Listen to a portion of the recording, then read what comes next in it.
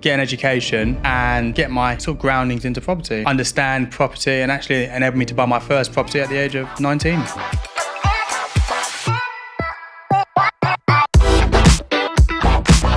Mr. Gareth Dominique. Morning, sir. How we doing, bro? I'm very good, bro. How you doing? You alright? We made it, man. We made it. I got you in there. About time. You know how long have we trying to get this guy to the studio? Like, yo. But you know what? You said you'd come. It was at your own pace. Yeah. But you came. As always, I made it, yeah. Absolutely. Bro, honestly, man, thank you so much for coming. No, thank you for the invite. No problem. I'm super excited about this conversation. Reason being is we actually just met randomly. There's a office space that you use. I happen to use some office space. We met. You're like, yo, like I recognize you. I'm like, yeah, you kind of look familiar. Yeah. And then we just got speaking the beauty of social media, right? Absolutely. And the man kind of spoke to you is like, you're not one of these social media people like me or the other guys, right? You post some content and stuff like that, and you pretty much know everyone that I know because I'm always seeing your name popping up, right? Yeah. But when I was speaking to you about what you do, I'm like, yo.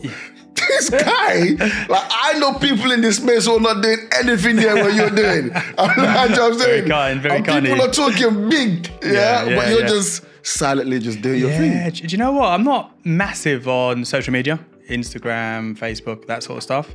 So for me, I just sort of get on and do my job and do what I enjoy doing, if you know what I mean, in terms of development. Yeah. So I think for me, the transition is actually trying to post every day now. That's one of my things. Every day I've got to post something on my Instagram because that seems to be sort of popping off at the moment, loads of engagement. So whether or not it's a video or a single post or an update on one of my projects, every day now, my thing is got to post something.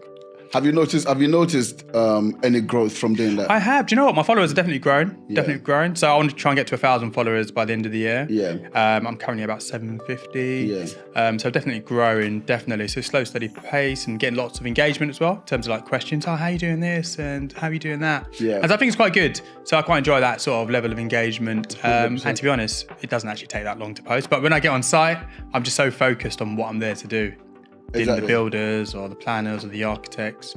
So I don't really take my phone out to take pictures and stuff because I'm just focused on the job at hand, if you know what I mean. I hear you. It's really weird because I do a lot of talking head videos as well. And I always say that whenever I'm actually in the properties doing stuff, I never film. But those are actually the best pieces of content because that's actually, people don't really care about me sitting down preaching and telling them all this nonsense. They actually want to see me on site doing some stuff and saying, hey, look at this right here. This is why this is happening. That's why that's happening. And that's where they're going to get the most value. And I think you've started posting more things like that. Yeah, and I think you're definitely going to see your engagement. Absolutely. Really well, do you know what? To be fair, it's testament to my wife. I'm getting her to post a lot more stuff. So I'm doing like more of the pictures and then she'll put it all together and create like a little video and put the text and music in. So it's sort of like a bit of a family business, man. Outsourcing. There you go. You're a smart guy. I love that. Bro, honestly, I'm super excited about this conversation. I know people are going to get a lot of value from it. Thank you. But before I get carried away, we've got a tradition in the podcast.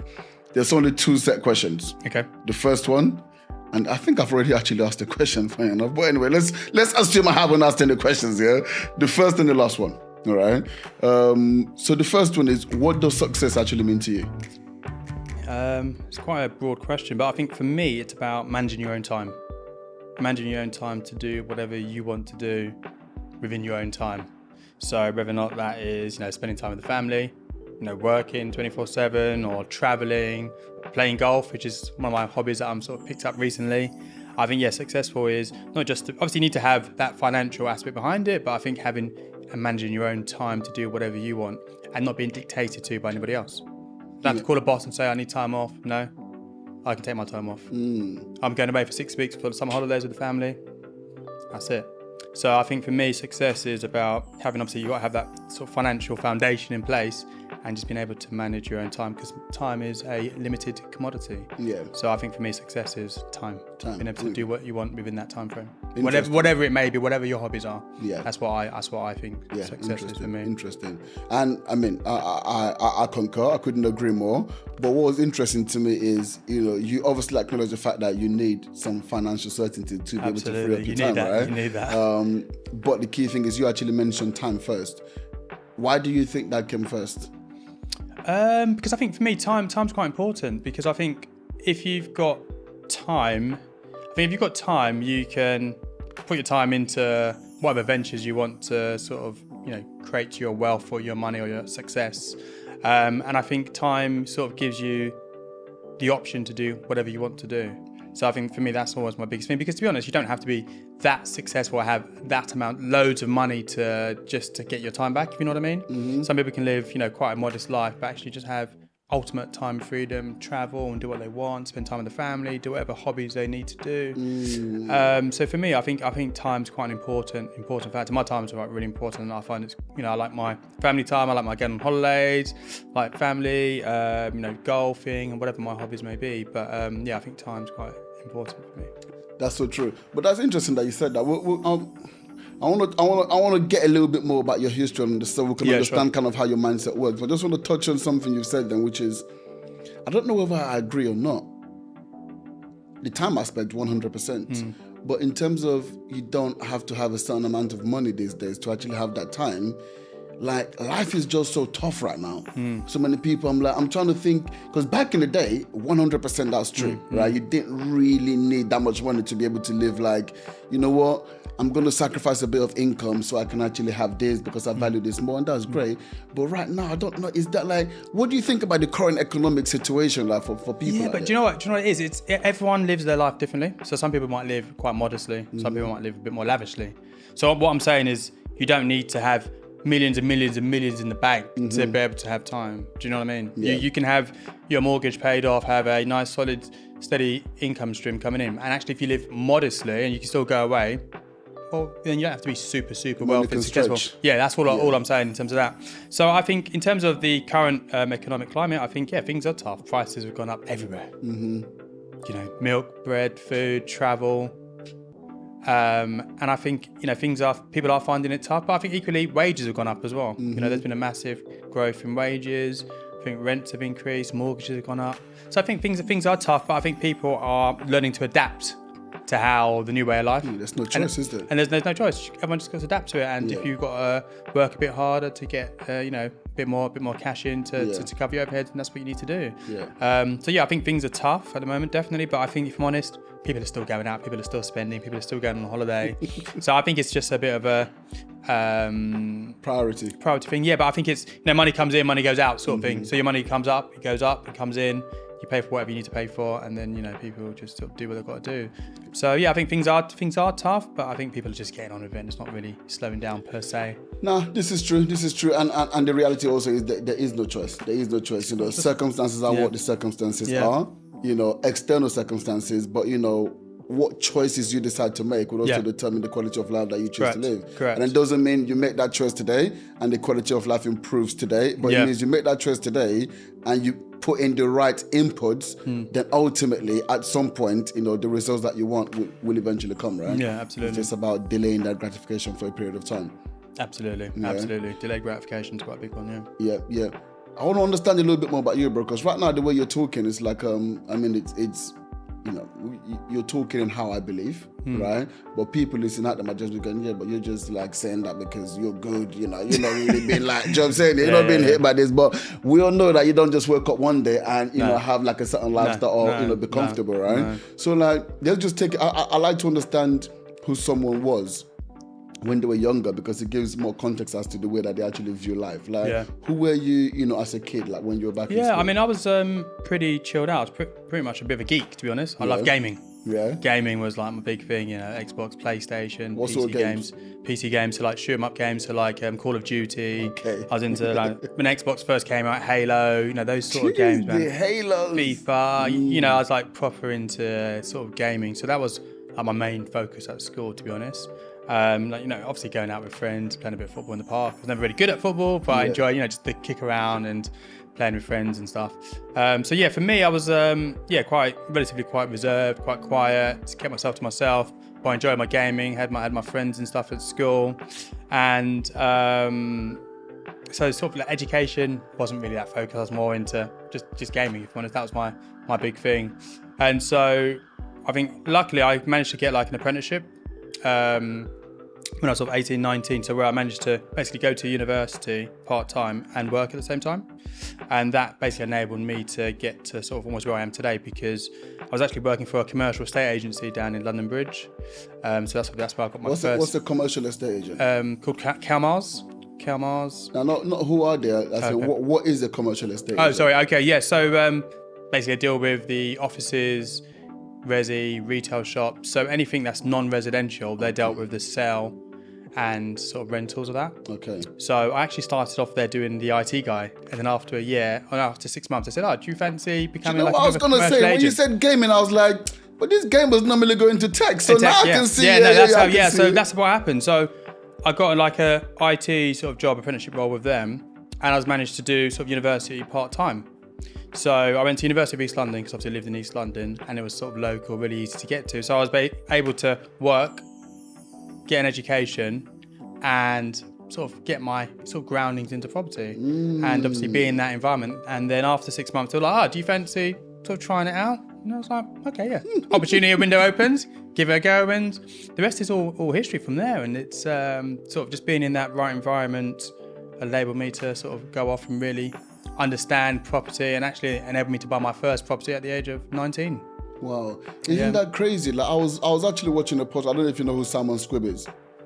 Heard the name. Yeah, he's that guy that goes around. I mean, he actually blasts property. Our property is not actually a proper business and all of this sort of stuff. But he was doing a podcast with another guy in the industry.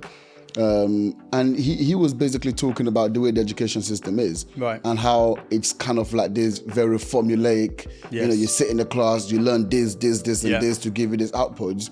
But actually, the reality is everything is interconnected. You know, and you know his son is really interested in, like, you know, the map, for example, and how the map works. You know, so what he did is he was showing his son how the map works and saying, you know, this road, and he started telling the history about that particular road that his son was interested in. And he was talking about how they built it, you know, how much it cost them to build, and you know why the project didn't almost complete, because there was this political party who didn't want to complete the project because there's political reasons. And from someone being interested in a map, you've not been able to actually tell them about economics, you know, about mathematics. You've been able to tell them about, you know, politics and all of that, just from their interest. As opposed to trying to shoehorn someone into some stuff that they don't care about. If you start teaching the son maths, he's probably not interested.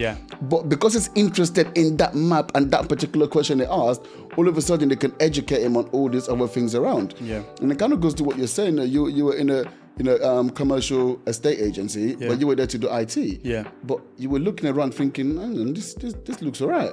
And then they said, well, actually, do you want to jump in and get involved? And well, actually, I'm kind of getting, there's a little interest going on there. Absolutely. And it's sort of, just sort of opened my world and my eyes to the property industry. I mean, my dad was a builder, so I always sort of understood a little bit of construction, but I never really liked going on site and getting my hands dirty. I've tried it a few times when I was 16, Saturday job, but it was never me.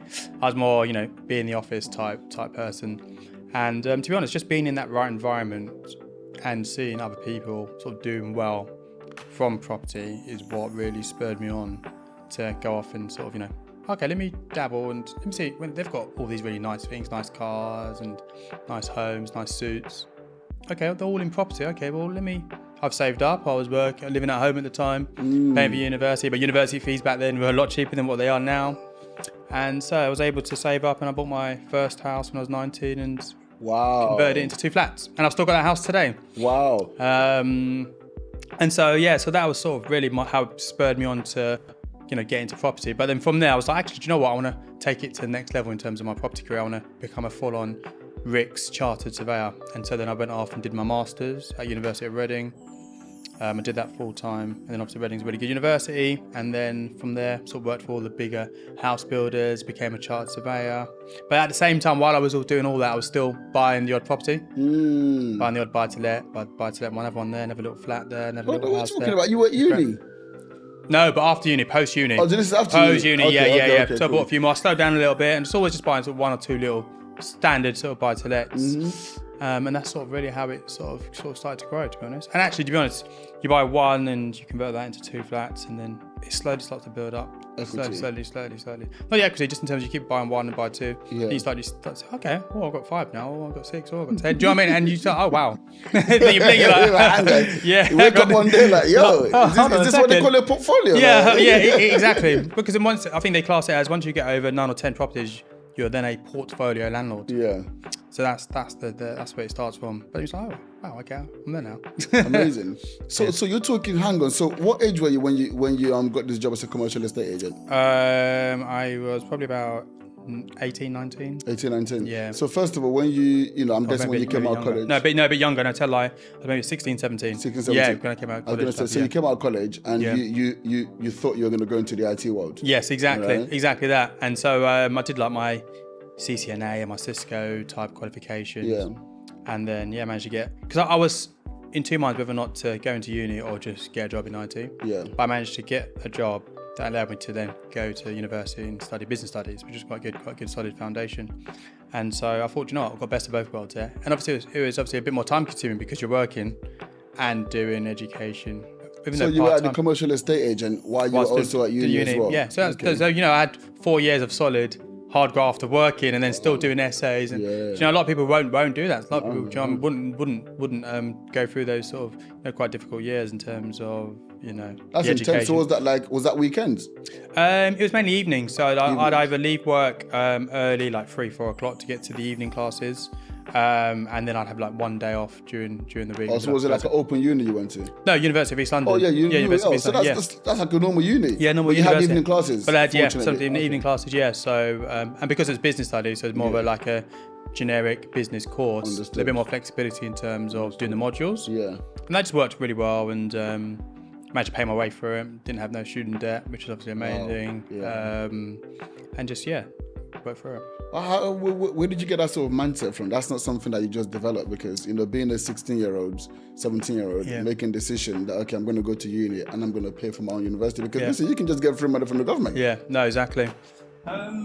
Again, I think it was the environment I was in. I mean, people were there saying, Gareth, I think you should go and get a degree. Yeah. So that's the environment I was in. It was like, Gareth, you should go and get a degree. It's an environment, what do you mean? People I work with.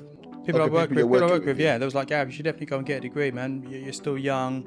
You've got the time now, you're at home, it's not that expensive, you're making good money. And I was making very good money at the time for my age. And I was like, yeah, do you know what? Yeah, why not? Is that why you couldn't get a bursary from the uni? No, I could have done. You could have done. Yeah. So but it was super cheap at the time. It was $3,000. Yeah, exactly. That's $3,000. We were the last year, I think. Exactly. And I was making more than that every month at that age. So for me, I was like, well, yeah, do you know what? Why not? And I could see the fruits. But why? Why? Because I could see the fruits of going through the education system, what it enables you to do, and what it opens up in terms of the road in front of you and the job opportunities and the prosperity as well. Yeah. And yes, I know it's a bit of paper, but I think also what you learn from that is skills of writing a solid, nice essay and meeting new people and the theory behind business. And so, definitely opened up a lot of doors for me. And ultimately, I wanted to become a chartered surveyor. So where I already started my undergrad business, I wanted to obviously complete my undergrad and then go and do a master's in real estate. And you can't be, good bit of education. It's always good, solid fundamentals, I think. Amazing. I'm going to come back to that point. Yeah. It's a point of contention. Okay. Yeah. But going back to, I want to understand, because whether you're making $3,000 a month or not, there is free money. The government is saying, listen, I will give you this money for free to go and do the uni. You can pay it back whenever you want. You can just pay a little £100 a month or whatever it is, right? Yeah. So why did you not take the money? I think I might have done the last year. The first couple of years, I think I just paid myself for it. But in the last year, I think I said, might as well. Forget the last year. I want to understand the mindset behind not taking the money on the front end. The money was there, so why not? Yeah. No, but where does that mindset come from? Because a lot of people will think, well, it's free money, let me just take it. I think at the time I was just young. I had the money there, so it was like, sign up for it. Okay, you got to pay your thing. Are you going to apply for it? No, I've got the money. There you go. Yeah. The money was there, so I didn't need to go to the government. Did you grow up with like? There wasn't a mindset or anything. It was just, honestly, mate, the money was just there because obviously I was living at home. I was saving, so the money was there. So I was like, well, okay. Just paid off. Okay. Was it a conversation that let me tell you what I'm trying to get in my head around. Yeah. Because I understand from you, I understand your mindset, but I'm just trying to get the message out to the people listening right now, right? Because there is a different mindset. Most people would take that free money. I'm sure you're aware of that. Yeah, most people would, right? So what I'm trying to get to the audience is like, why would someone not take the money? Like, what's the benefit of not taking the money. And that's also got to be from like a certain upbringing, right? Because there must be something that's instilled in you in terms of the way that you think. Because for you, you're like, I could afford it. I could. Yeah, but so many people could, but they will still take the free money, right? Yeah, absolutely. So like, what's that? Where do you feel like that mindset that was instilled in you came from? You know, that allows you to process information the way you process it. But you know what? I think it's also one of those things where it's like, well, I don't need to take the loan out, so the money's there. Just pay for it. I don't think it was instilled from anything. I think there's probably an element of naivety as well. Okay. Definitely, because my parents didn't do a degree, so they probably didn't know much about it. So it was just like, okay, I've got to pay it, just pay it. And I think that's why, and I think, so probably an element of lack of naivety and lack of knowledge as well in terms of, actually, Gav, why don't you just get the loan out, put that money into stocks and shares and leave it there for a couple of years and then use it to pay off, which would have been the smartest thing to do. But I think at the time, element of naivety, no knowledge. But the last year, I then did that. Why? But because talking to people and the access to, actually, Gav, take it because it's super cheap finance. You pay back the government when you earn a certain amount, when you sort of finish your qualification. And so I think it was a bit of a knowledge piece at the end. But the first couple of years, it was just like, okay, I've got the money there. Been a little bit element of naivety and just paid it off. But I think it's, if you do know and you've got that educational piece, then you can obviously get your money to work a lot better for you. Yeah. But like in today's market, where it's nearly £12,000 a year, I mean, that is a lot of money that you're going to have to. Yeah, it's a different animal. Yeah. I mean, to be honest, the point I was making wasn't to do with the fact that other people were just smarter than you. Not at all. No, it's not. They would have taken that money, and they would have still taken the money they were making and spent it on nonsense. So it's not like they would have invested it. Not by the stretch. But okay, cool. I get that. So you've kind of done the undergrad, so in business. So you've got an MBA. Masters, MSc, MSc, okay. And then you went to do, what is it? Quantity surveying. But I did I did not general practice. I did planning and development surveying. So basically buying land, getting planning permission, and actually building out and seeing it through to completion. So there's different areas of specialism within the RICS surveying world. So that was my specialty. So I worked for loads of different large house builders across the UK, and that's where I got my real sort of understanding of property development, so to speak. Of course. So I got qualified back in 2009, I think it is 2010. Okay. And then the rest is all history. You've had a very, very, very unique journey, and this is the thing, right? This is what I'm saying. When I was speaking to you, I was like, "Yo, this guy knows because talking about quantity surveying and all this planning, people in the property space right now. I'm telling you right now." It's just you can call them autodidacts, and that would be that would be putting it nicely, right? But a lot of people are just doing stuff, right? You know what I'm saying? And some people, maybe they actually do know how to do it. Some people are just talking a lot of rubbish, but yours is actually scientific. Like, you've been to study this stuff, you understand it, but now you're bringing it. But I think obviously with a lot of educated people within that space, they have the education, but they just use it to actually work for companies. Yes. Whereas what you've decided is I know how to do this stuff. The only thing missing is finance. So as long as I understand how to actually do this finance, then I can make the money for myself. Yeah, absolutely. Right? Absolutely. How did you? And again, maybe your background helped you with this because your dad was a builder and whatever it might be, and you'd actually already bought some properties by this stage. Yeah. How did you make that transition from I'm just not going to be working for these big companies, let me go and do this for myself? I think it came obviously about 3 years ago when working for an organisation, and I didn't really get paid out. I was expecting a slightly bigger bonus than what I should have got. Standard thing. And I was like, do you know what, no one's going to sort of have your own back apart from yourself. And that was the time I was like, do you know what, I need to now focus on just doing what I do for other people, for myself. And then that's when I was like, no, do you know what? Yes, I'm going to go and buy my first little office building down in Kent. And I did my first project then, because it was just like a massive turning point for me to go off and actually create my own future and not be dictated to by anybody else. Yes, there's elements of risk, but you know what? I was like, well, I'll do it time in, time out. I've learned the game, I've studied the game, and it is a game that you don't just master overnight. It takes time, and I've worked for the big organisations, the small organisations, the entrepreneurial ones. So you bring that all together, that is a solid formula for property development. And that first project was always very nerve-wracking, lots of risk, all your money going into it, you know, got family, wife, kids. So it was very, very nerve-wracking, but, you know, believe in your ability, back yourself. And that's really how the journey to becoming a full-time developer really, really began. So about 3 years ago. Wow. So I was going to ask you that. How did you finance that first deal? So the first one was, part of it was equity, and then I went to a standard bank, a standard bank that you'd go to who provide you with like development finance and sort of bridging loan. Yeah. And so sort of struck up a relationship with them. And it was quite a complicated site that I bought where it was under one title, but I split the titles to really create some uplift, got planning permission on it to form basically 3 big bungalows and a 3-bedroom house. So it was like a old, warehouse with like a front yard, and it was like an office, so that worked quite well. And then obviously got my dad in to do the build.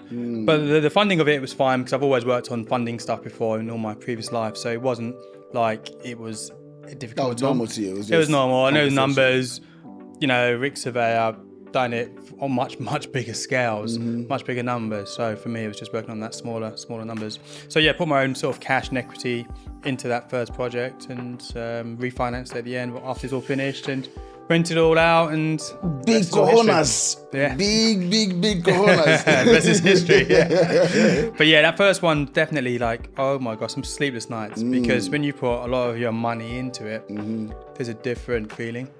Whereas had you left your job at this time, or were you still? Yeah, I'd left then. Yeah, so I was doing this full time. So hello. So yeah, man, it was it was scary. You know, walking away from a 6-figure salary, you know, to do this. But you know, it was all worth it in the end. Yeah. And but I think once you do that first one by yourself, the rest of it just becomes history. You know. Okay. Yeah. So you've just opened up a can of worms for me with something you just said, probably without realizing it, because this is. I understand this industry in terms of from the coaching side and people talking about what they did, and obviously it's really easy. What you do is very easy. Right? Like anyone can do this stuff. Yeah, of course. Right? And people say, yeah, you just go just get development finance and and then, but you know, rig surveyor, QS, you've got all these qualifications, you've got a track record in the industry, you're putting some equity down, you know, going to get finance. Okay, cool. Of course, here's my CV. Well, if I just wanted to go and do it, because people are telling me that I can just wake up tomorrow and just go and get development finance. How does that work? I think the first thing is you got to have a deal. You got to have a solid deal. Yeah. Deal that works. I think finance is obviously very, very key, but I think if you've got a very good solid deal to raise finance on it, it's straightforward, because what all the finances look at is, does the deal stack up? Yeah. Then they'll say, okay, who's the person behind it? So as long as you found a deal and the numbers are rock solid, you know, solid in terms of your resale values, GDVs, what you're buying it for, your exit values, your construction costs, and you can show a nice, solid, robust appraisal, you can go to most financiers or brokers who will go out to the market for you and find you a solid deal. And then they'll be saying, okay, well, what's your track record? What have you delivered behind it? So that's a different animal. It's a different conversation. Yeah, but I think equally, even if how do you get around that conversation though? I think you can't get around it. Yeah, it is what it is. It's black and white. I've never delivered a scheme, well, therefore, maybe we're not the right lender for you. However, there might be another lender who will back, you know, first-time developers, but what they'll do is charge you a slightly higher rate. Yeah, so if you've got more experience, they'll probably slightly charge you a slightly lower rate. So I'll have a bigger pool of lenders compared to someone who's got a lot less experience, if that makes sense, right? Got you. So that's all they'll do. Is a lot less experience or zero experience? I think you have zero experience, but don't forget, right? I'm talking for myself right now. I'm not forget everyone else. It depends, right? Because have you got no experience in property, or actually no, I'm doing a sort of a rent-to-rent management service accommodation. So you do have experience in property, but from a different aspect. Okay. It's different if you're like, I'm coming from IT and I've got zero experience at all. But you've got some sort of grounding. Okay. So yeah, it's all based on the numbers got to be solid, and then they look at, okay, what's the person's profile, what's their experience, what have they done before, have they done any conversions, have they got any buy-to-lets? Okay. You know, so even just business experience. And just general business experience, yeah. But they look for relevant experience. That's the big thing. Okay. And it depends on what scale you're talking about. If it's just a standard, house refurbishment, then it's different. But if you're doing development, where you're doing 5, 10, 15 units, then they're be looking for a bit more experience. Yeah, you know? absolutely. And then if you haven't got the experience, then there'll be a smaller pool of lenders, and those pool of lenders will charge you a higher rate probably because there's more risk for them in terms of risk appetite. And then obviously they'll probably want like general personal guarantees and all that sort of usual financing sort of jazz. But I think there's no way around it. It's black and white. But I think there's people you can work with to get the financing in place. Okay, perfect. So it's like anything else. So for example, if your credit is not really that great and you want to get a mortgage, you're going to get a smaller pool of lenders. It's basically your personal spot on. Yeah, spot on. Exactly the same principle. Okay. Exact same principle. Okay, so now I understand that. So when you talk about lending, then are we talking about what 100%? I want to buy this. Here it is. All the numbers stack up. I haven't got any money to put in. I want you to give me 100% of the financing. What does that look like? No, so what they'll generally do, just in very simple terms, they'll generally borrow you, say, between 65 to 70% of, say, the land purchase. Yeah, so of the land purchase. Okay, interesting. Yeah. So then you put in your deposit of 35%. Yeah. So buying the house? To buy the house, yeah. And then generally they'll then give you 100% of the construction costs. Wow. So if your construction costs are £100,000, which includes sort of the construction and any design team fees, they'll just give you 100% of that. Nice. Yeah, but obviously it's drawn down on a monthly basis. Yeah. And they come out and do monthly sort of valuations and surveys to make sure you've spent that money first. Wow. But yeah, generally they'll give you between 60 and 70% of the land purchase and then 100% of the costs. Wow. Generally speaking, yeah. Depends on the deal. So this is really, really interesting because it's like that was the Pareto's law, like the 80-20 principle. So really, 20% of what you do gives you 80% of the results. So what I mean by that is, if you can just really put a lot of your attention and focus on finding a deal and making sure the deal actually stacks up, that's where the deal is won and lost from the sounds of it. Yeah, absolutely. I mean, you make money when you first buy a site, and you've got to buy it well. And that's the biggest thing. You've got to buy it well and be realistic on your values, realistic on your construction costs. Yeah. Cost of finance is not cheap. You know, you're sort of paying between 10 and 12% per annum. Okay. So that's really important. But I think getting your Sorry, numbers that just went right. over my head. Yeah. 10 or 12%. Yeah. Woo! Hello. Better get the numbers right. Yeah, numbers have got to be right from the start. They've got to be. But and also, do you know what? It's also just building numbers that are realistic as well. You got to have realistic numbers that are actually achievable. Don't get excited. Don't. It's not going to pass for finance anyway.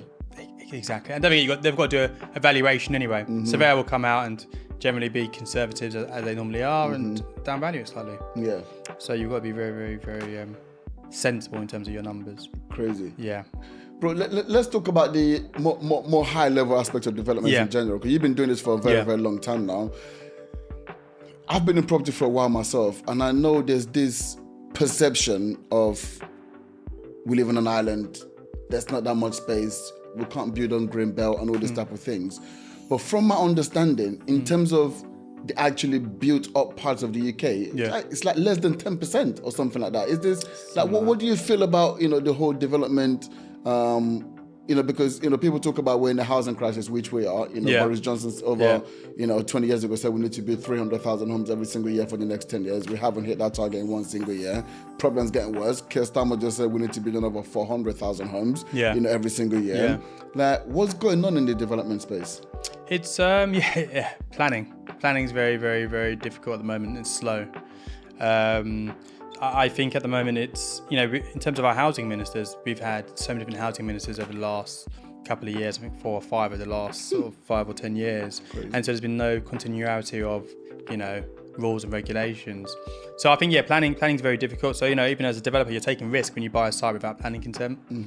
And by the time you submit your application, you're dealing with a very slow, laborious process, dealing with the case officer to get it through to a stage. And I think the planning policies sometimes are not very straightforward. You've got national policy, and then you've got the local policy as well. And sometimes there can be a bit of conflicting between the two. And I think it's just it's such a hard process. So you might have, the case officer on board, and you've ticked all the relevant policies, providing all the affordable housing, bike storage, dual aspect apartments, lovely designed scheme. And you might have the officer's recommendation for approval, but then you go to planning committee, and then the committee members overturn it. And it could just be overturned because of political reasons, because actually half of the people on the committee are Labour and the other half are, Conservatives, or whatever it may be. And so I think the problem with planning is it's extremely slow and it's become very, very political. So actually it's not very clean cut, even though you're ticking every single point on the policy. So it's fully compliant, got officer's recommendation for approval, but then you go to committee and it might still be overturned. And I don't think it should be like that. I think it should be, if you're ticking all these boxes and the case officer is happy, you go to committee, it shouldn't be overturned on political ground or just because you don't like the look of a scheme, especially when you've got a planning officer who's gone through all the detail, you've worked with them for the last 6 months to get to this point. Yeah. But you find that quite a lot now, and what people are having to do is go to appeal on it, win the appeal, and then when you win the appeal, you then recover all your costs from the council and all their time. So the system definitely needs to be sort of reworked just to make it a bit more streamlined and a bit quicker, and councils need a bit more resourcing as well. Oh, so that's crazy. So hang on. So all the money that you pay your planning officer to help you get the planning through, if you lose or that planning gets rejected and you take it to appeal, so they have to reimburse you all your costs. All your costs. Yeah. That's insane. Yeah. That's costing money. It's costing them money, a lot of money, because don't forget, it's the case officer's time to deal with their report, to deal with the appeal, and then obviously the developer has to get a barrister, legal advice, planning consultant, and all the various reports to submit that appeal. And if the developer wins it, you can then recover all your costs from the local authority. So not only should they have granted permission in the first place, but then they're having to take money out of their budgets to pay for that appeal. Yeah. Of our money. Yeah, it's not a good system at all, because it's the appeal system is great if you get the right decision, but sometimes it shouldn't have gone to that level. To that stage. Yeah. Because everything's getting delayed. Everything's getting delayed and everything's going to appeal. And when you go to appeal, that in itself can take 8 to 12 months and even longer. So what's happening then? Because, are you so if we're talking about 8 to 10 months, are you buying the property and not having to wait 8 to 10 months before, you can do anything on it? So you've got money sitting there burning. Yeah, correct. Perhaps you've borrowed that money, so you've got, mortgage payments or monthly payments coming. Is that the case? Yeah, absolutely. Sometimes you've got holding costs.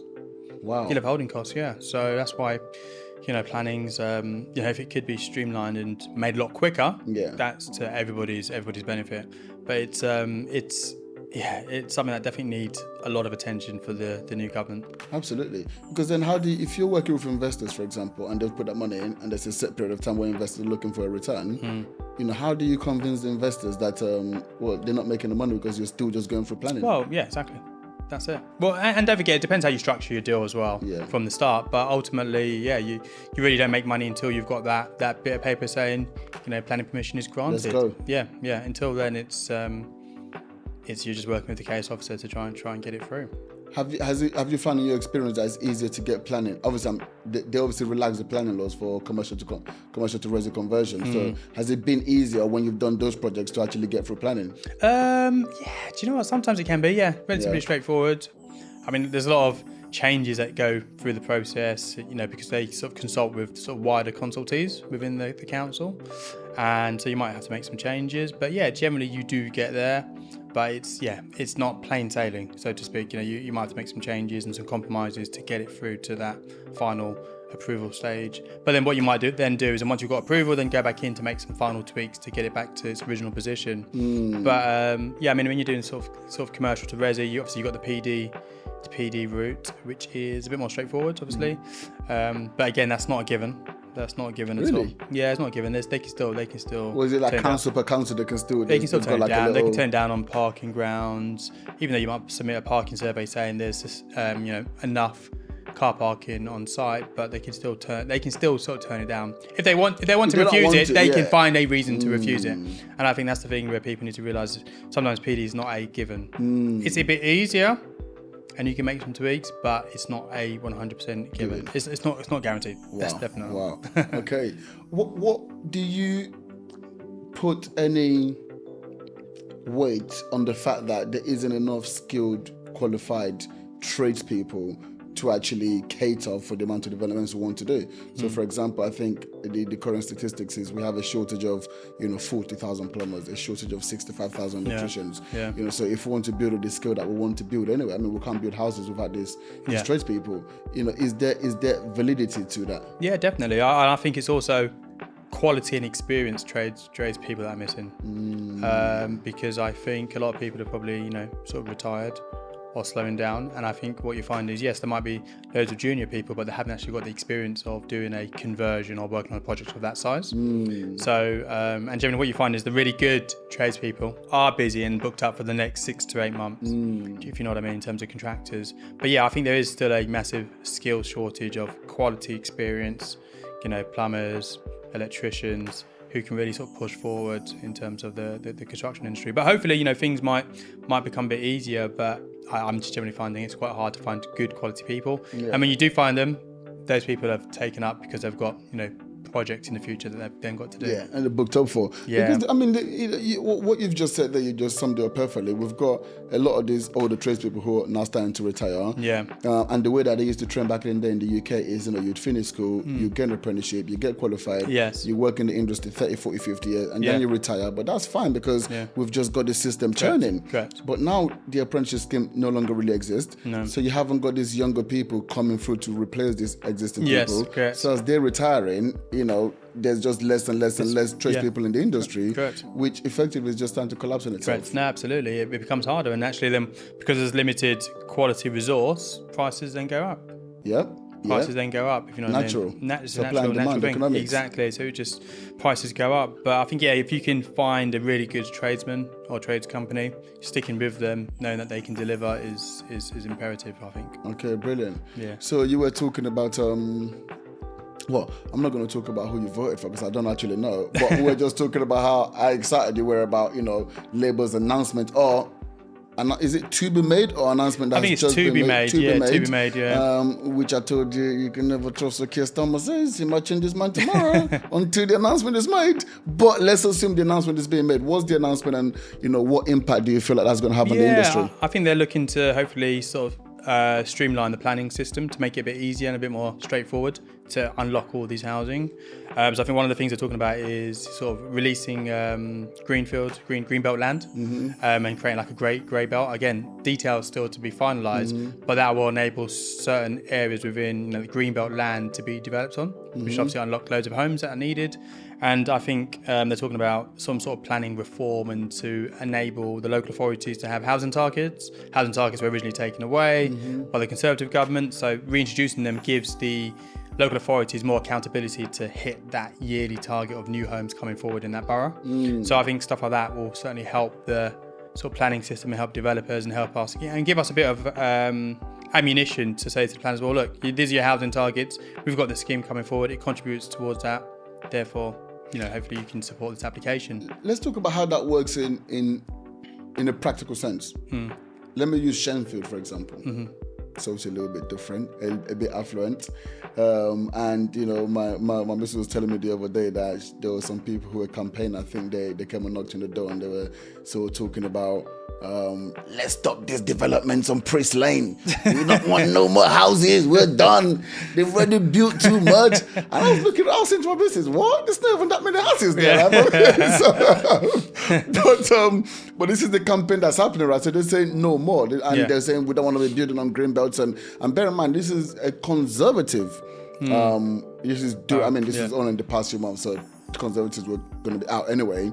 But it was a conservative government. Yeah. But now Labour are coming in. So when you're talking about these targets, these housing targets, how does that work in this? I think this is a good question, because I didn't ask you this when we're downstairs. How does that work in reality? Because, okay, you give me a target. Okay, I don't hit the target. Now what? Well, that's it. Well, let's see what the policy says, because there might be ramifications. And don't forget, if they don't hit their target policy, when they go to appeal, that's another string that the barristers have to say, well, actually, you should be approving the scheme because you have not hit your target and you're behind in your land supply. Do you see what I mean? So it is quite a strong thing to have. I think that's it. And I think that's where the important is. So it's all good and well having these NIMBYs saying, no more development, but it's because it doesn't affect them. It doesn't affect the people who are actually coming through, who need these, affordable houses, that's exactly these homes. What I said to my missus. And that's the thing. And, I think you tend to find the NIMBYs are the older generation who just want to keep it, very streamlined and no change, even though actually there's a massive shortage for all the people and new generations that are coming forward. Yeah. And they don't get it at all because they've got their homes already. Yeah. Do you know what I mean? And so they don't want any other developments coming forward. And it's insane, in my opinion, for anyone right now to be saying, don't build more houses. Like, I get you like your comforts the way they are, and I get that you want to have things how you want to have things. Yeah. But listen, if I wanted to have things the way that I wanted things, you probably won't be happy either. No, exactly. But guess what? I don't get to have things the way that I want because we live in a democratic system and it's meant to be for the benefit of all. Absolutely. And there's so many people suffering right now that they just can't get housing. No. Or they just can't afford the houses that they've got. A lot of people are blaming landlords for it and developers, but the reality is this is supply and demand situation, which means prices are just going to go up. That's how economics works. Exactly. But if there's more supply, then guess what? Prices are going to come down. There's going to be more people can afford it, and we're going to solve that problem. Exactly. And I think land is such a scarce commodity. There's no more land being built. Exactly. Land is a scarce commodity. So I think where you can develop and build on land sensibly, it should come forward. Yeah. And I think the more housing that comes forward, the less pressure it puts on, rents going up and going for the roof, and actually then brings prices down, makes it more affordable. If the government bring out a new Help to Buy scheme, that will help bring forward, more housing and supports the construction of new homes. So I just think, these NIMBYs are always out to sort of stop any new development. Maybe even I shouldn't be asking you. Maybe you've got a personal beef. Because the way you talk about them, like all developers, that's all developers pay. All right, cool. So I'm going to ask you to take your developer's hat off now and answer this question honestly. I know you would anyway, from knowing you. I know you would. But what's your honest opinion, not from the developer side, about the Help to Buy scheme? It's honestly, I think it's a bit of it's good and bad, because so if you're a first-time buyer and you've only got 5% deposit, assuming they bring back the same principle, wow, I can get on a housing ladder, I can buy a nice new shiny flat, with the government helping me. However, after those 5 years, they've got to be in a position to pay back the extra 20% they borrowed from the government. So I think it's a good thing, but I think what they probably should promote is actually what happens after the 5 years. And just explain to them, well, actually, guys, your mortgage payment is Y, but you're going to have to pay an extra, say, 15-20% on top back to the government to pay back that extra equity that you borrowed. So I do think it's a good thing. And I think if you're up and coming, you've just finished uni, you're just saving for your deposit, house prices are expensive, but you've got 5% and you can jump on it. I think it is a very good initiative, very good initiative. I think the pitfalls of it need to be understood properly, and there needs to be a proper plan in place for these people who take it, because it's very easy for people to end up in negative equity, especially in the current circumstance where people might have bought 5 years ago, prices have fallen off slightly, and interest rates going through the roof. And so taking my developer's hat off, I think it is a good thing. However, I think there are downsides to it, as with all things, and I just think people need to have a clear structure on how they're going to either exit or how they're going to pay back that extra bit of equity there back to the government.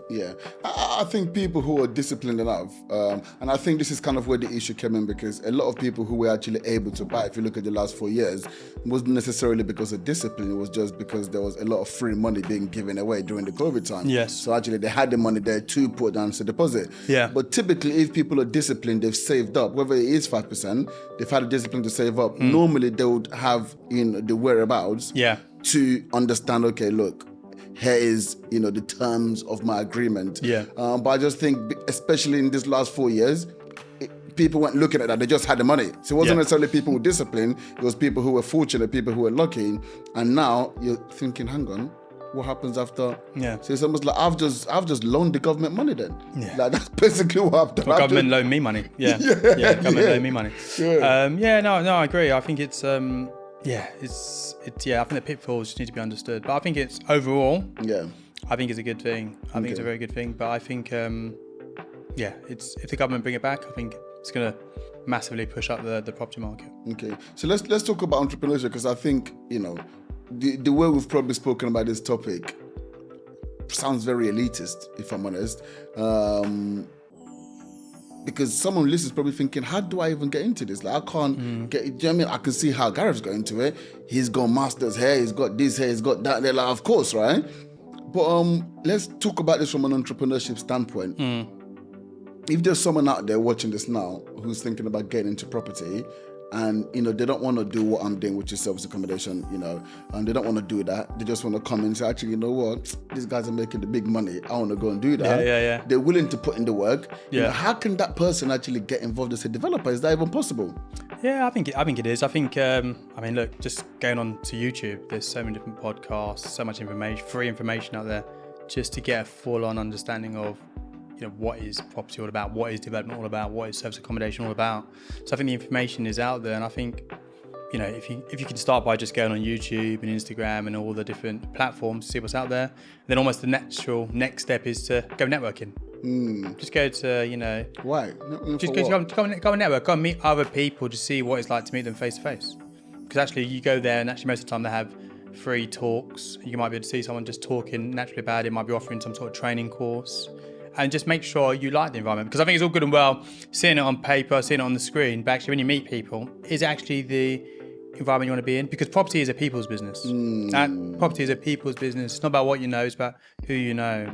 And so I think naturally networking is almost that next step post social media. Then maybe from there, maybe getting some coaching, and then working out what avenue you want to go down, because I think there's a magnitude of different avenues down the property industry that you can go down. Whether or not it's developer, do you want to be, call it a deal sourcer, but I think it's just call it an agent. Do you go service accommodation? Do you want to be, work in the construction industry, quantity surveyor, whatever it may be. There's project manager. There's a magnitude of different avenues.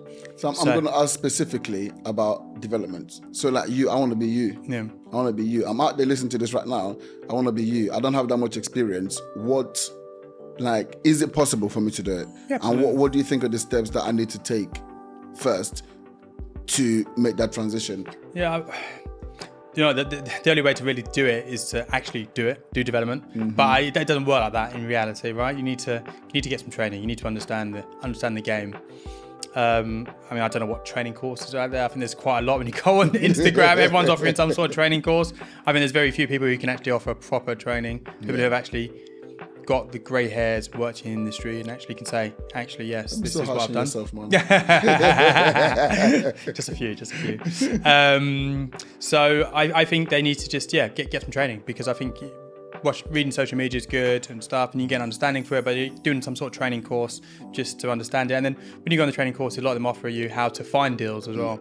Going on whether it's Rightmove, talking to agents, networking, direct to letter, vendor to vendors. There's different ways of finding the sites, running the numbers, but ultimately it's all about training and that experience. And the only way you can do that is either working for a developer or going on some sort of training course. Yes, you can read it and watch the podcast, but you're not going to really truly understand it. There's so much stuff behind what you see just on the screen that needs to go into it. But I think either if you can work with a developer or go on some sort of training course who can guide you and get a mentor as well to take you through that first one. But I think also just be a developer, you can also start off small. You don't have to go and buy an office building. You can just buy a simple house and refurbish it, or buy a house and convert it into 2 flats. I think you can definitely just start from buying a house, buying a house into 2 flats, a small plot of land to a single building. So you don't have to start off big, you can start off small. Get experience from that and just slowly and organically work your way up. It's not about just trying to jump in. And equally, it's get yourself a mentor if you can help, or any friends or family who might be in the game, in the construction industry, and just learn that way. Brilliant. So basically, it's possible. You just need to get specialized knowledge. You have to actually be able to make it. It's not something you can just wing. It's not going to happen overnight. There's too much money on the side to lose. No.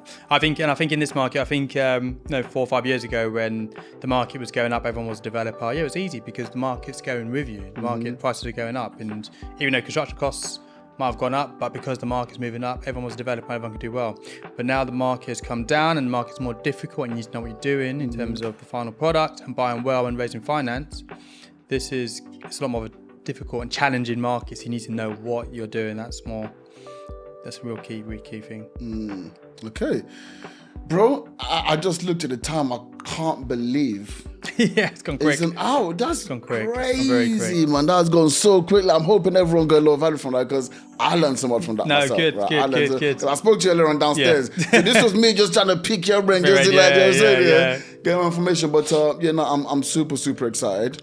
And Yeah, I can't wait for the future. I know we had a little chat downstairs. Absolutely, yeah. I'm excited, bro. No, good man. No, good. No, definitely. But cool, bro. So, final question.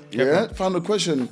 With everything that you've not, managed to achieve, you kind of spoke about 2, 5, 10 property. You kind of stopped there, but I know you've got, you know what I'm saying, there's more and more and more. The portfolio is big and healthy now. You're doing, your latest development. Now, is it 9 units? Well, I'm doing a 15-bedroom HMO at the moment, and I've just submitted a planning application for 11 flats. 11 flats. So I know the portfolio is big. It's growing. It's growing. So with everything that you've managed to accomplish, we're talking, obviously, yes, you started buying properties, way before 3 years ago, but you really started as a developer 3 years ago. But from then, it's been, call it exponential growth, right? Yes, yeah. So I'm assuming you've achieved, what you actually sought out to achieve in the first place, which is that freedom for yourself and your family.